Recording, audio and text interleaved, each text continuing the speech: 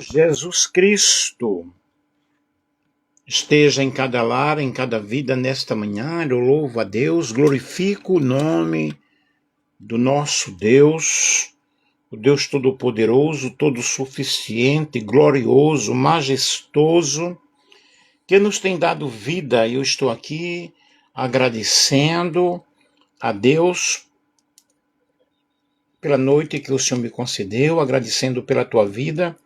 Que Deus possa abençoar de uma forma maravilhosa. Agradeço as orações, operado aqui de catarata, e vocês oraram também, pois eu pedi oração. Evidentemente alguém orou. Que Deus abençoe.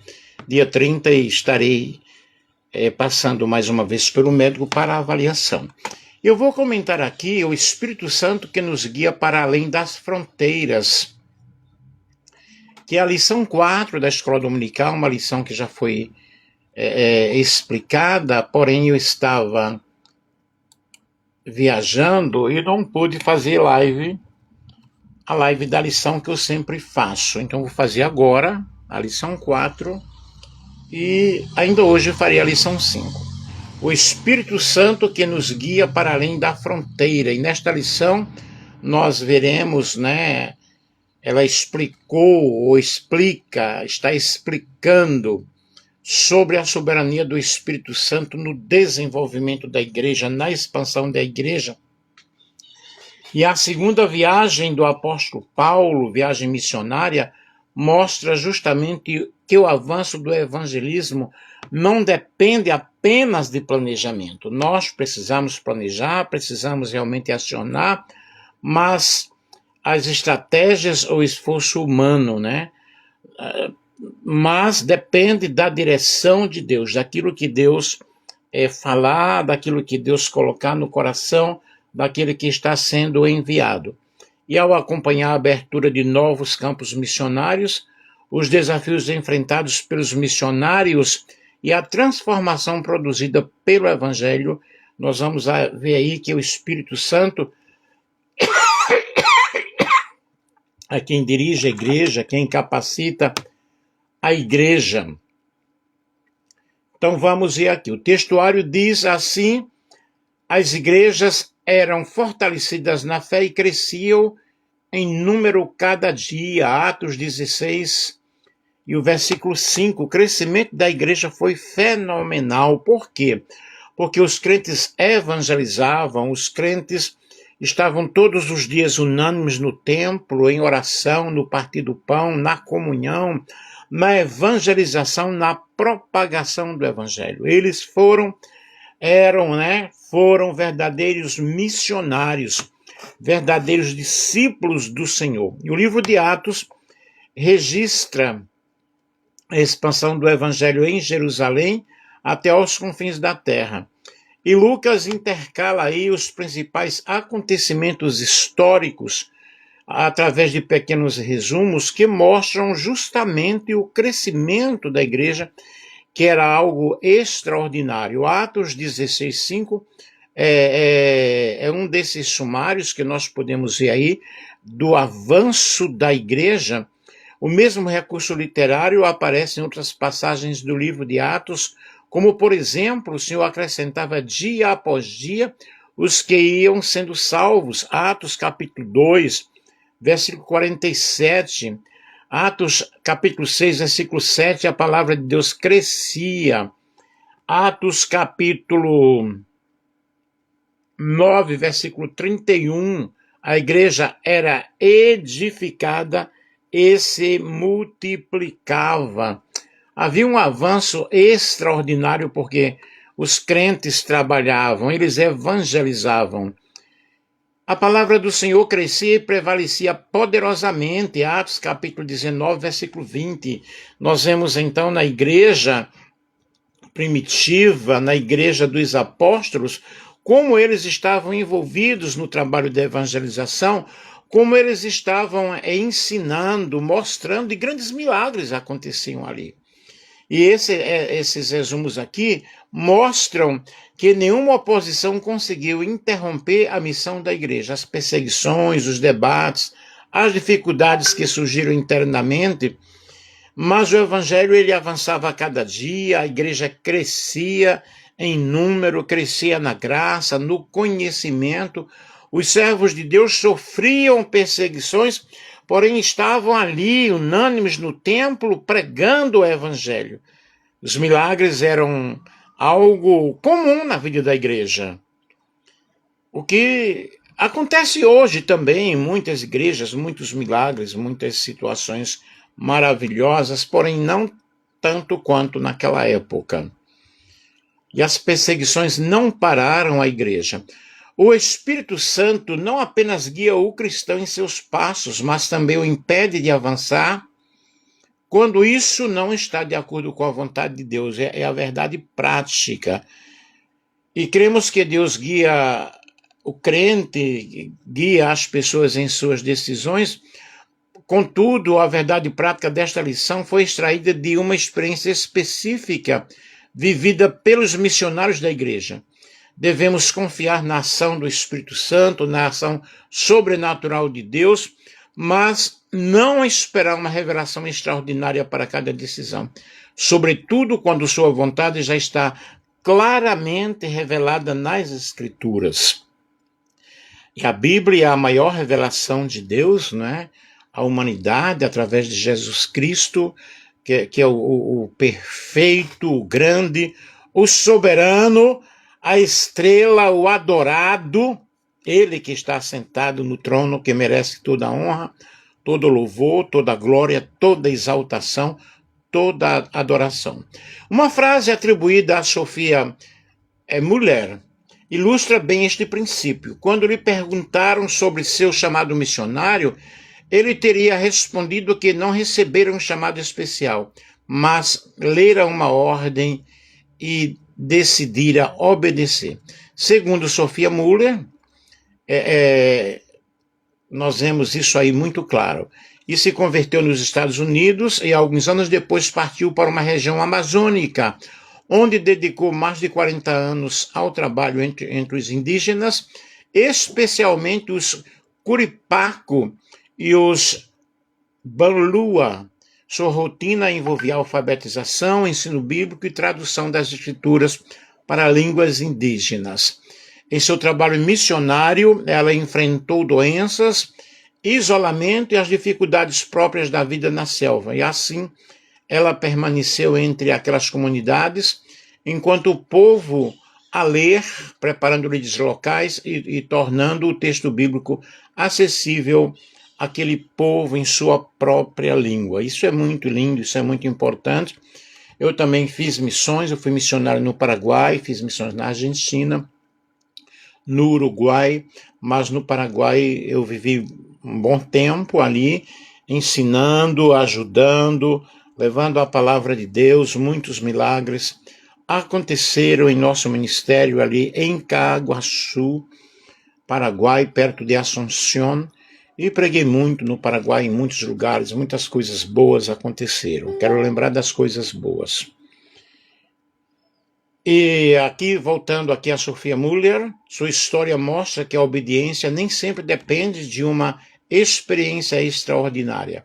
Muitas vezes a ordem de Cristo já está dentro de nós, e o que falta não é uma nova revelação, mas a disposição para cumprir aquilo que ele já determinou, porque ele disse: ide a todas as nações, a todas as etnias, todos os povos, façam discípulos, preguem, ensinem, curem os enfermos, de graça recebeste, de graça dai. E aqui a ênfase aqui, eu destaco aqui sobre esse de graça, que para pregar o evangelho eu não preciso cobrar, gente. Para eu louvar a Deus, eu não preciso cobrar. Não quero entrar aqui em detalhes, mas a pregação ela é de forma voluntária. Louvado seja Deus. E sem esse esclarecimento, os irmãos podem interpretar qualquer dificuldade como sinal de que Deus está impedindo determinado caminho.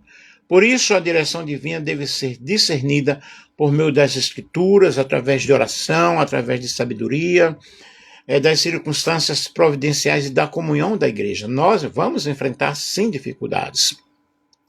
Eu enfrentei muitas dificuldades no campo missionário. Porém, estou aqui contando vitória, o que Deus fez foi muito real, muito bom, muitos milagres aconteceram ali.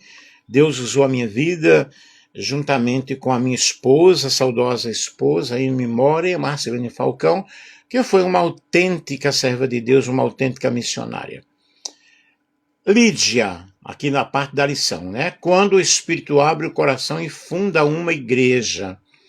A lição diz, na segunda viagem missionária, o destaque recai não apenas sobre a expansão geográfica da igreja.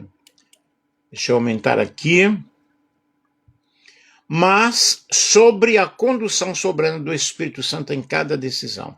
Após a separação entre Paulo e Barnabé, Paulo parte com Silas, recomendado pela igreja, e em Listra incorpora Timóteo à equipe missionária. Atos capítulo 15, versículos 39 e 40, e Atos capítulo 16, versículo 1. Ao tentarem avançar para a Ásia e para a Bitínia, são impedidos pelo Espírito, aprendendo que a missão não avança apenas por estratégia humana, mas por sensibilidade espiritual. E em Troade, Paulo recebe a visão do varão macedônio, confirmando a direção divina rumo à Europa, Atos 16 e o versículo 9. Observem que o Espírito Santo, ele guia, ele revela, ele mostra o que deve acontecer. Esse primeiro subponto condensa uma grande quantidade de textos bíblicos. Por isso, vejamos aqui, alguns dias depois, Paulo disse a Barnabé, vamos voltar e visitar os irmãos em todas as cidades nas quais anunciamos a palavra do Senhor, para ver isso como então. Barnabé queria levar também João, chamado Marcos, mas Paulo não achava justo levar aquele que tinha se afastado deles desde a Panfília, não os acompanhando no trabalho. Houve tal desavença entre eles que vieram a separar-se. Então Barnabé, levando consigo Marcos, navegou para Chipre, mas Paulo, tendo escolhido Silas, partiu, encomendado pelos irmãos a graça do Senhor, e passou pela Síria e Cilícia, fortalecendo a igreja. Atos capítulo 15, versículo 36 e 41. Observe aqui no início, quando fala que alguns dias depois, Paulo disse a Barnabé, vamos voltar e visitar os irmãos em todas as cidades. O ministério da visita é muito importante. Eles eram realmente verdadeiros missionários, eles visitavam, né? E abrindo um parênteses aqui, hoje os pastores estão em seus púlpitos, em suas catedrais, em seus assentos, em suas poltronas, e não sabe nem quem é quem. Complicado, né? A segunda viagem missionária não começou com a visão do homem macedônio, registrado em Atos 16, mas com o propósito de Paulo visitar novamente as igrejas estabelecidas durante a primeira viagem missionária. Observe aqui a grande preocupação do apóstolo Paulo. Ele disse a Barnabé que deveria voltar e visitar os irmãos em todas as cidades onde haviam anunciado a palavra do Senhor, para saber como eles estavam, como estavam se conduzindo. E sua intenção, a princípio, era mais pastoral do que evangelística. O verdadeiro pastor ele visita. O verdadeiro pastor, ele vai em busca da ovelha, né? Um pastor uma vez me disse que aquele que saiu da igreja, aquele que se desviou, ele tem que voltar sozinho, não tem que ir atrás. Mas não foi assim com Jesus, né? Jesus justamente ensinou a parábola da ovelha perdida. Uma ovelha se desgarrou, o pastor deixa as 99 lá, no aprisco, e vai em busca daquela que se desgarrou. Ele disse a Barnabé que deveriam voltar e visitar os irmãos, né? Então sua missão era uma missão evangelística. Paulo queria acompanhar os novos convertidos, conhecer a situação das igrejas e fortalecê-las na fé. E a obra missionária, ela não se limita apenas a alcançar novos lugares. Ela também inclui o cuidado com aqueles que já receberam o Evangelho. Antes da partida surgiu uma divergência a respeito de João Marcos, e Barnabé desejava levá-lo novamente. No entanto, Paulo não considerava prudente confiar-lhe a mesma responsabilidade, pois ele havia abandonado a equipe na viagem anterior. E a discussão tornou-se tão forte, tão intensa, que os dois se separaram. Barnabé partiu com Marcos para Chipre, e Paulo escolheu Silas para seguir pela Síria e pela Cilícia. O texto, na realidade, não afirma que o Espírito Santo provocou essa separação, nem apresenta o conflito como modelo de relacionamentos, entre obreiros. Não devemos seguir aí esse exemplo. Por isso, não devemos transformar uma divergência dolorosa em uma estratégia missionária. Não, na realidade era algo que aconteceu entre eles. E Lucas registra a fragilidade de homens piedosos, cujas avaliações diferentes produziram uma ruptura. A divergência, o conflito nunca foi legal, Assim, a fraqueza humana não interrompeu a obra missionária.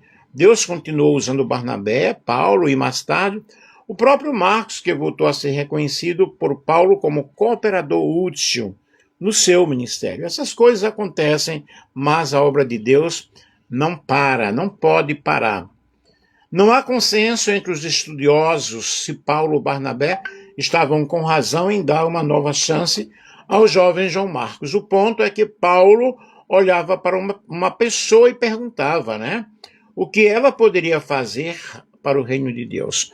Barnabé olhava para a mesma pessoa e perguntava, o que o reino de Deus poderá fazer por ela? Vemos aí que depois dessa separação, entre Paulo e Barnabé, outras equipes missionárias foram levantadas e Paulo escolheu Silas, homem respeitado na igreja de Jerusalém, profeta e integrante na delegação encarregada de levar às igrejas gentílicas as decisões do concílio. Isto está registrado em Atos capítulo 15, versículo 22, versículo 27 e versículo 32.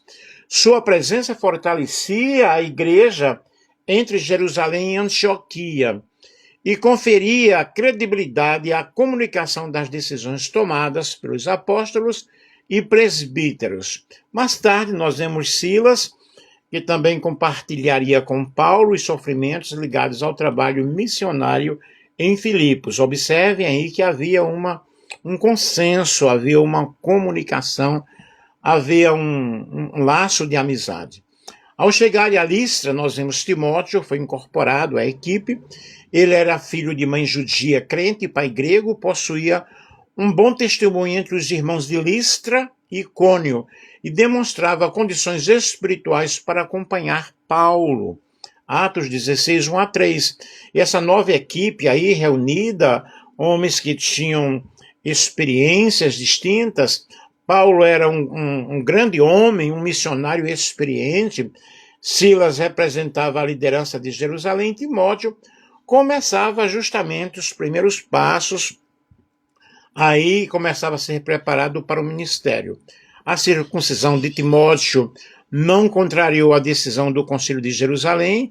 Os judaizantes exigiam a circuncisão dos gentios como condição para a salvação, que foi justamente o ensino rejeitado pelos apóstolos que nós vimos em lições anteriores.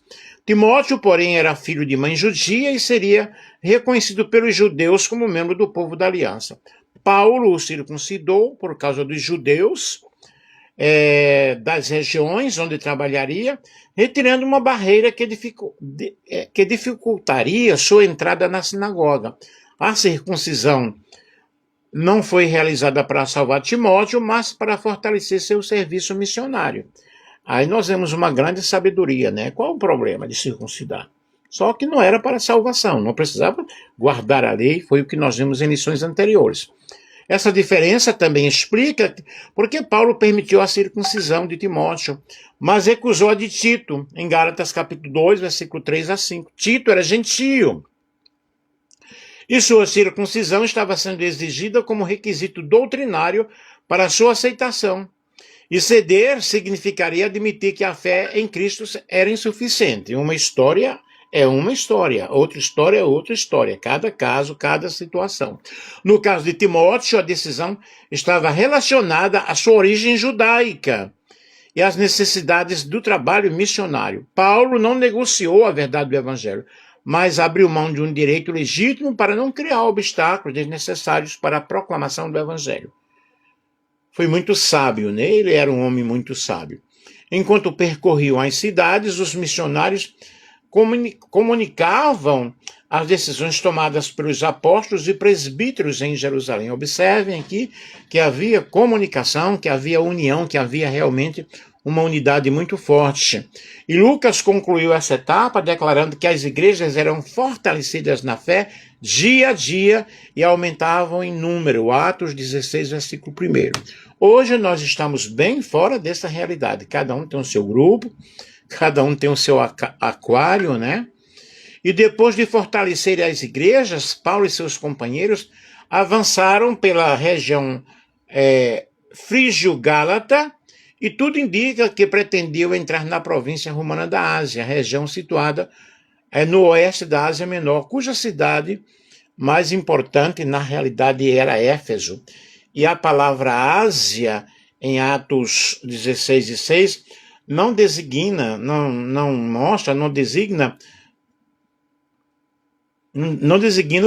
o continente asiático, mas uma província romana que abrangia parte do território hoje, a atual Turquia.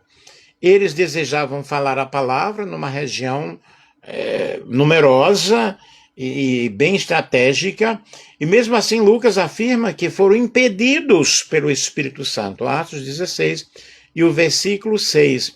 E nós vemos aí a construção atribui claramente a proibição do Espírito Santo, né? O verbo kolion, empregado no particípio kolientes, comunica a ideia de impedir, de proibir, né? Logo, nós aprendemos que uma intenção pode ser correta e ainda assim não corresponder ao momento de Deus, né? Há tempo para todas as coisas. O Espírito Santo não estava proibindo aí definitivamente a evangelização daquela província. Mais tarde, Paulo permaneceria por algum tempo em Éfeso e Lucas registraria que os habitantes da Ásia ouviram a palavra do apóstolo Paulo, né?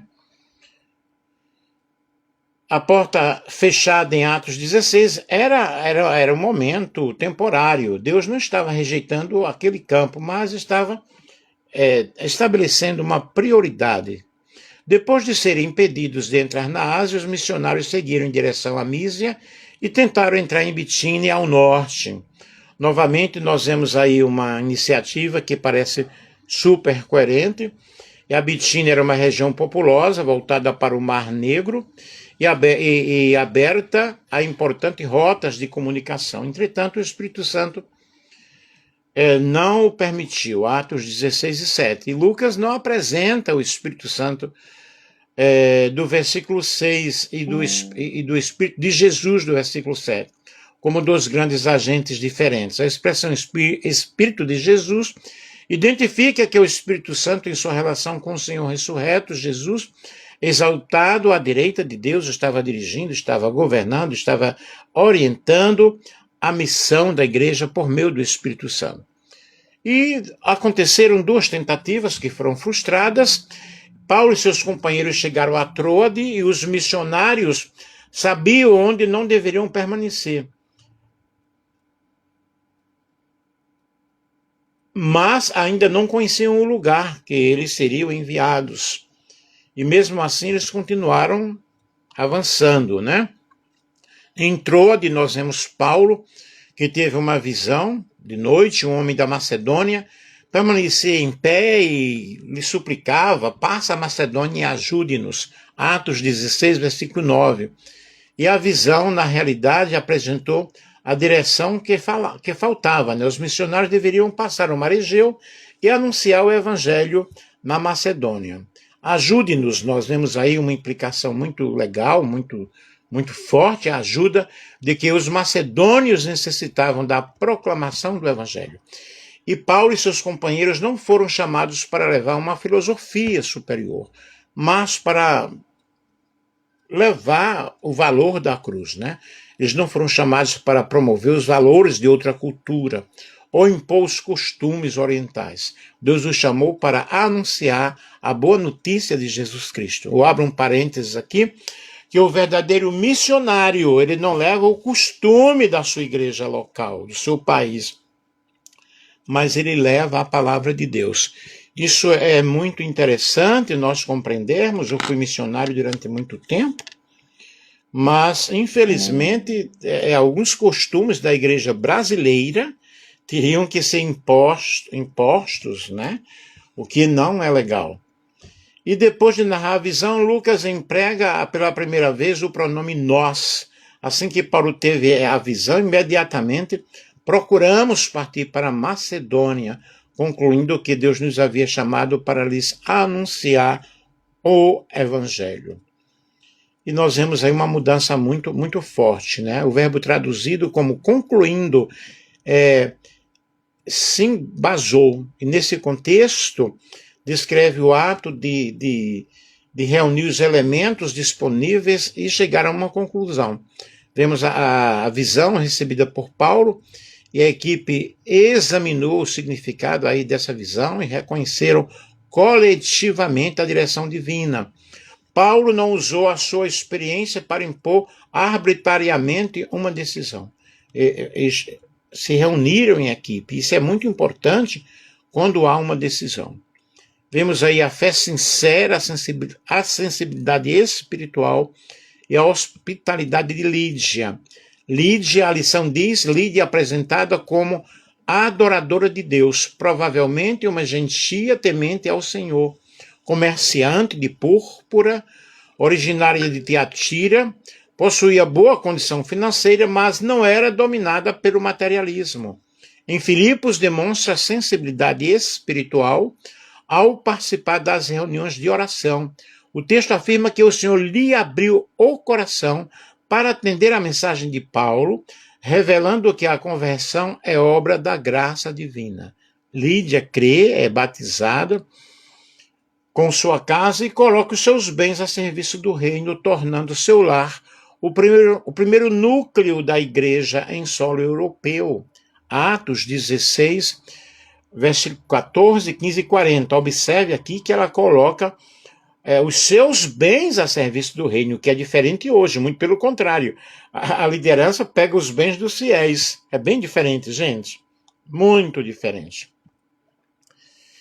Tendo, pois, navegado de Troade, fomos diretamente para Samotrácia e no dia seguinte a Neápolis. Dali fomos a Filipos, cidade da Macedônia, primeira do distrito e colônia romana. Nesta cidade permanecemos alguns dias. No sábado saímos da cidade para a beira do rio, onde nos pareceu haver um lugar de oração. E assentando-nos, falamos às mulheres que haviam se reunido ali. Certa mulher chamada Lídia, da cidade de Tiatira, vendedora de púrpura, temente a Deus, nos escutava. O Senhor lhe abriu o coração para que estivesse atenta ao que Paulo dizia. Depois de ser batizada, ela e toda a sua casa nos fez este pedido: se julgam que eu sou fiel ao Senhor, venham ficar na minha casa. E nos constrangeu a isso. Depois dessa visão, né, da visão recebida em Troade, Paulo e seus companheiros navegaram para Samotrácia e seguiram até Neápolis e chegaram a Filipos. Atos 16 e o versículo 11. Filipos era, na realidade, uma colônia na Macedônia. Seus habitantes possuíam forte identificação com Roma. E a administração, os costumes e a vida pública da cidade refletiam essa condição. A chegada dos missionários, na realidade, a esse lugar, correspondia à direção da visão recebida em Troade. E o primeiro encontro evangelístico narrado por Lucas nesta localidade ocorreu justamente em um rio, à beira de um rio, diante de um pequeno grupo de mulheres, né, que ali estavam e ouviram a palavra do Senhor. No sábado, os missionários saíram pelas portas da cidade e foram à beira do rio, onde julgávamos haver um lugar de oração. Atos 16 e o versículo 13. O texto não declara que Filipos não possuía sinagoga. Essa é uma hipótese comum baseada no fato de Paulo ter procurado um lugar de oração fora da cidade, mas não deve ser apresentada como certeza. Lucas informa somente que os missionários encontraram ali um lugar para buscarem a presença do Senhor. Oh, que lugar maravilhoso, né? À beira de um rio, buscando a presença de Deus. E o termo aqui, lugar de oração, pode referir-se à própria reunião ou a um local reservado para essa finalidade. O ponto principal aqui não está destacando a estrutura física, mas o fato de encontrarem ali pessoas reunidas que buscavam a Deus. E, na realidade, Deus não habita em templos feitos por mãos humanas. Onde você estiver reunido, nós temos aí 590 coraçõezinhos. Onde, numa praça, num monte, em qualquer lugar nós podemos buscar ao Senhor. E a cena mostra que Paulo não considerava aquele grupo pequeno, ou mesmo digo de sua atenção, ou menos digno. O chamado para Macedônia não levou imediatamente a um auditório repleto de pessoas. A direção do Espírito conduziu a equipe missionária até algumas mulheres reunidas à beira de um rio, a um pequeno grupo. E as coisas de Deus realmente se explicam de modo espiritual. Lucas apresenta aqui uma das ouvintes com 4 informações, que era Lídia, vinha de Tiatira, ela negociava produtos de púrpura e adorava a Deus. Agora vocês observem aí como Deus conduz, porque ela abriu a sua casa, né? Ela ofereceu os seus bens. Tiatira ficava na parte ocidental da Ásia Menor, na região associada à antiga Lídia. E, curiosamente, Paulo havia sido impedido de anunciar a palavra na província da Ásia, mas encontrou em Filipos uma mulher originária daquela região. Vejam como Deus ele trabalha. Deus não trabalha segundo a minha ótica, segundo a tua visão, mas Deus trabalha através do seu Espírito Santo. O Espírito Santo não permitiu que o missionário fosse até a Ásia naquele momento, porém trouxe ao seu encontro uma mulher que vinha justamente de lá, né? A expressão vendedora de púrpura traduz o termo grego porpirópolis. Ele pode designar alguém que comercializava tecidos, vestes ou produtos tingidos de púrpura. O texto permite afirmar que Lídia participava desse comércio, mas não autoriza a concluir automaticamente que era extremamente rica. A capacidade de hospedar os missionários mostra que ela dispunha de uma casa e de recursos, na realidade, que poderiam recebê-los, né? Porém, Lucas ele não oferece aqui elementos para calcular sua riqueza, mas, no entanto, nós poderemos imaginar que ela tinham condições suficientes para recebê-los de uma forma maravilhosa. E Lucas demonstra que depois de crer, ela colocou aquilo que possuía a serviço dos missionários e dos irmãos. Uau, que coisa maravilhosa! Parabéns a Lídia, né? Lídia é descrita como alguém que teme a Deus, e expressões semelhantes aparecem em Atos para designar gentios atraídos pela fé de Israel. E podemos destacar aqui pontos importantes. Ela era temente a Deus, ela orava, era uma pessoa convertida. Não basta frequentar a igreja, ler a Bíblia e orar, é preciso nascer de novo. Frequentar a igreja, gente, ter cartão de membro ou dar dízimo e oferta não é sinal de novo nascimento, tá? Sinal de novo nascimento é realmente fazer a obra do Senhor. As pessoas, infelizmente, olham para o exterior, né, das pessoas e não olham para a missão da pessoa. Hoje o meu ministério consiste em lives onde eu ensino, onde eu mostro a palavra de Deus, sou contra algumas situações, não estou pastoreando igreja, eu não quero também mais pastorear, porém eu tenho um público muito grande, muito amplo, que ouvem as minhas palavras, um público que ouve, que escuta, que compartilha. Até eu fiquei 5 dias sem fazer lives e as pessoas falando, uau, o senhor não pode deixar de fazer live. Não, não deixei e tal, dei apenas um tempo. Deus abriu o coração de Lídia, ela ouviu a palavra de Deus, e a parte de Deus é abrir o coração, a parte do ser humano é ouvir e atender. Nós precisamos atender o chamado do Senhor. Existe uma bela progressão no relato. O Senhor abriu o coração de Lídia e ela abriu sua casa para a obra de Deus. A abertura da casa foi consequência da abertura do coração. Quando eu abro o meu coração, quando eu entrego o meu ser interior, outras coisas virão como consequência, né? E depois do batismo, Lídia pediu que os missionários permanecessem em sua casa. Lucas acrescenta que ela nos constrangeu a isso. Sua conversão mostra que realmente servir ao Senhor não exige abandonar a profissão. Lídia continuou exercendo a sua atividade comercial, mas ela ofereceu os seus bens, ofereceu a sua casa para a obra do Senhor. A pregação em Filipos, nós vemos simplicidade, graça e poder transformador. A lição diz, sem sinagoga, Paulo inicia a missão junto às mulheres reunidas à beira do rio. Ali era um simples ambiente, né? O evangelho produz frutos eternos e Lídia responde com fé, com obediência, com o seu coração aberto, com a sua casa aberta, com os seus bens para a obra de Deus. E há um contraste aqui muito forte entre a grandeza da direção recebida e a simplicidade da oportunidade encontrada. O chamado macedônio parecia anunciar um amplo campo, um vasto campo missionário, mas nós vemos aí o primeiro encontro foi com poucas pessoas. Existem pessoas que não pregam para pequenos grupos, eles só querem pregar para multidões, né? E esta cena, na realidade, mostra que o valor da proclamação não depende do tamanho do público.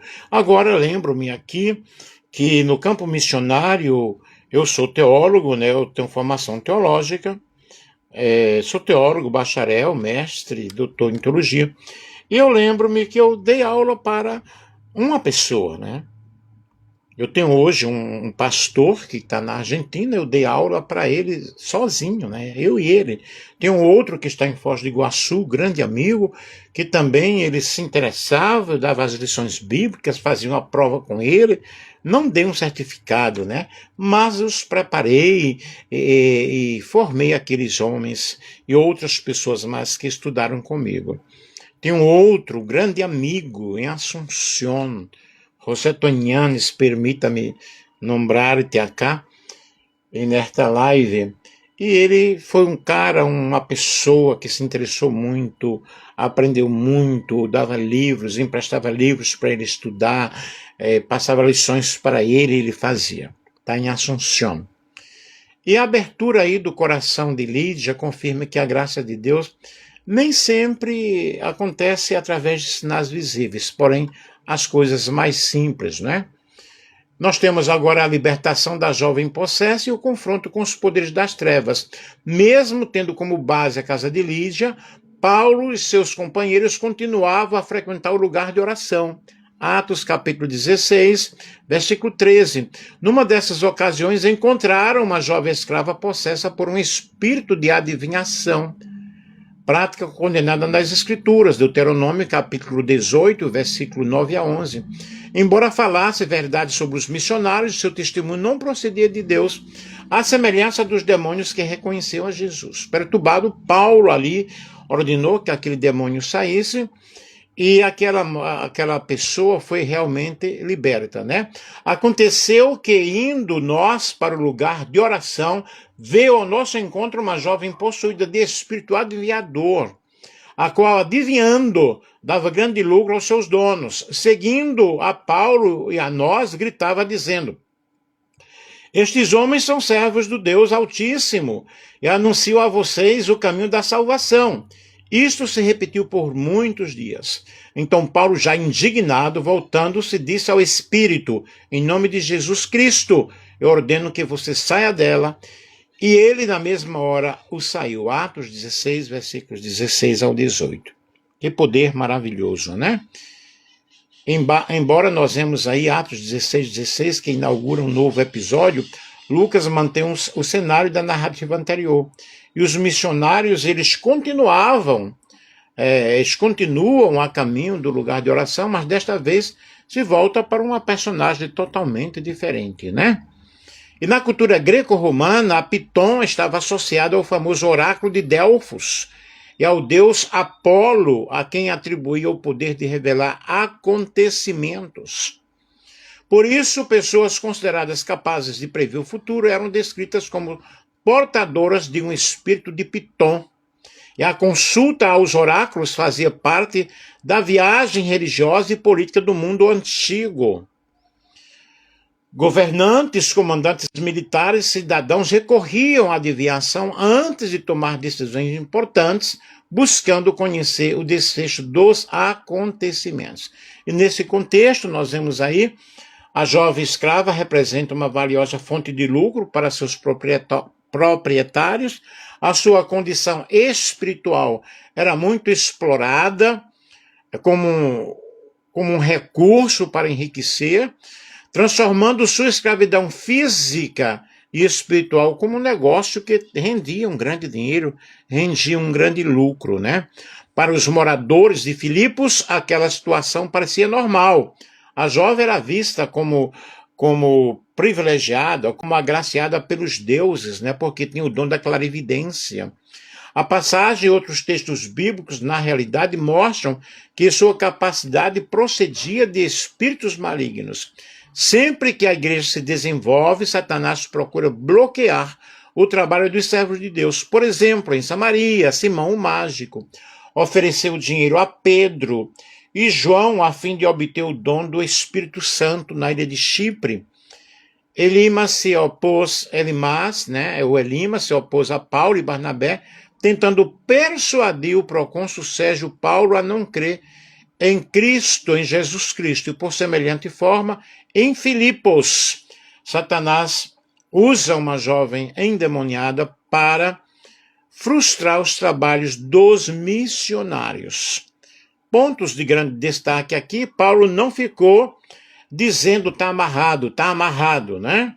Mas ele expulsou em nome de Jesus. Provavelmente, a jovem era muito conhecida em Filipos e recebeu ali aquela libertação.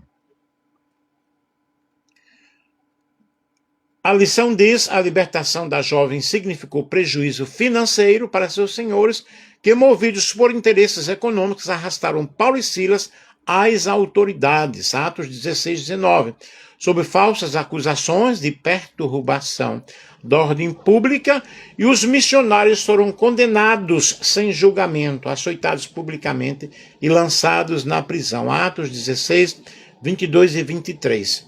E a fé cristã mostrou-se uma ameaça, não à ordem social, mas ao sistema, né, de exploração, travestidos de religiosidade.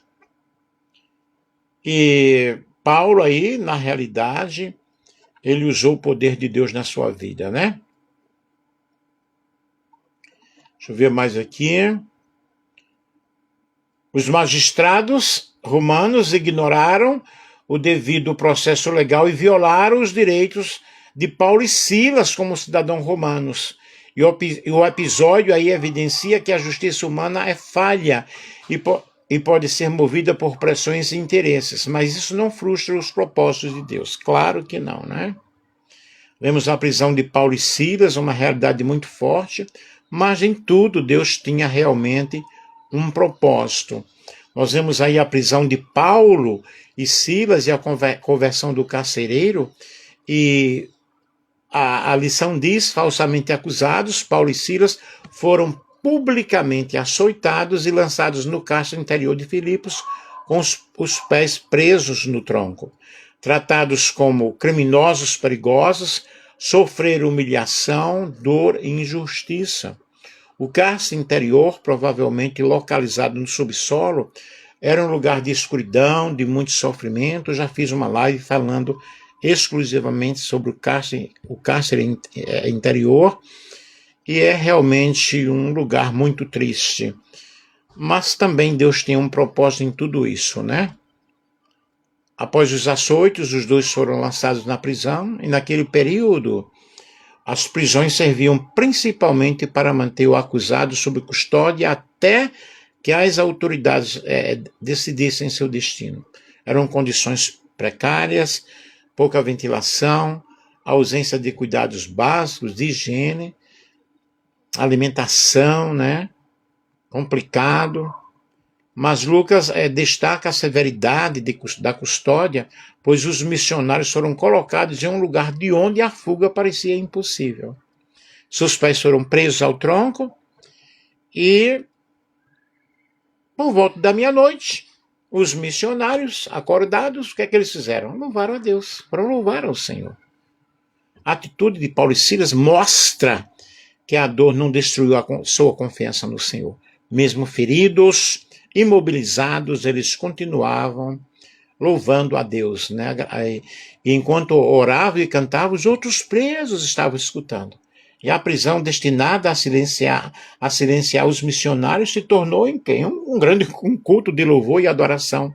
Seus ouvintes eram homens encarcerados e agora presenciavam algo diferente, né? E Paulo e Silas, homens adorando ali a Deus, e por volta da meia-noite, mesmo feridos e imobilizados, Paulo e Silas oravam e exaltavam o nome do Senhor, em meio à dor, né? Subitamente, o que é que aconteceu? Um grande terremoto na prisão, as portas, e soltou as cadeias de todos os presos. Vejam aí o milagre. Por que Deus permitiu essa situação, né? O milagre foi tão impactante que ninguém tentou fugir. A presença de Deus era muito forte ali. E no capítulo 5, os apóstolos não fugiram, mas retornaram voluntariamente ao Sinédrio para o julgamento que estava marcado. O milagre, contudo, fortaleceu consideravelmente sua posição diante do Sinédrio e preparou o caminho para o conselho de Gamaliel. Atos capítulo 5, versículo 38. O milagre não serviu para libertá-los, mas para libertar o carcereiro.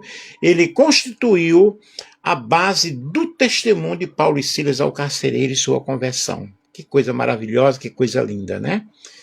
E assim a narrativa se divide em duas partes. A primeira relata a libertação de Paulo e Silas e a segunda a conversão do carcereiro de sua casa. E em Filipos, Deus não enviou um anjo, mas usou um terremoto para abrir as portas da prisão. Em outras ocasiões, aconteceram realmente, né?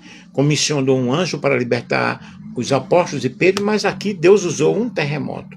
Deus age de forma sobrenatural, Deus age de forma linda, de forma gloriosa. E a lição diz que ao ver as portas abertas, o carcereiro, tomado de desespero, tentou tirar a própria vida, mas foi impedido por Paulo. Profundamente impactado, perguntou: o que devo fazer para ser salvo? A resposta foi muito clara: crê no Senhor Jesus, serás salvo tu e tua casa. Ele creu, cuidou das feridas dos missionários, foi batizado com sua família e recebeu-os com alegria. E onde o evangelho entra, queridos, há transformação, há poder, há restauração. Por que nenhum preso escapou? Lucas explica isso claramente. O terremoto e a abertura repentina das portas deixaram os presos assustados e desorientados. Na escuridão do cárcere, talvez, eles não tinham compreendido imediatamente o que havia acontecido. Nós vemos aí a atitude de Paulo e Silas, pode ser interpretado, pode ter influenciado os demais prisioneiros. Evidentemente, sim, né? E Deus, em sua providência, impediu a fuga para preservar a vida do carcereiro e cumprir o seu propósito naquela noite. Maravilha, louvado seja o nome do Senhor. Deus é maravilhoso, Deus é lindo, Deus é especial. E Paulo e Silas responderam, né? Creia no Senhor Jesus e serás salvo tu e a tua casa. Deus usou circunstâncias diferentes, como ele sempre realmente usa, para que a evangelização tenha o seu papel fundamental, culminante, né, que é salvar as pessoas. Esta foi a lição realmente estudada na lição 4. Ainda hoje, talvez eu faça a lição 5. Gente, é maravilhoso nós entendermos o plano do Senhor, nós entendermos o plano de Deus, como Deus faz, como Deus age, como Deus prepara as pessoas. Você que está me ouvindo nesta manhã, ou você que vai me ouvir, abra o teu coração. Receba o Evangelho, receba a graça de Cristo. Eu não estou dizendo receba a placa de uma igreja, ou acredite em um líder que não tem compromisso com o Senhor. Mas creia que o Espírito Santo está te conduzindo nesta manhã a ter um encontro pessoal com Cristo. É o Espírito Santo que nos convence do pecado, da justiça e do juízo. É o Espírito Santo que nos dá força e poder para continuar servindo ao Senhor. Um grande beijo do professor Nelson Alves de Andrade. Eu vou colocar esta live, vou salvar, colocar no Face e depois no meu canal no YouTube, Nelson Alves de Andrade. Beijos!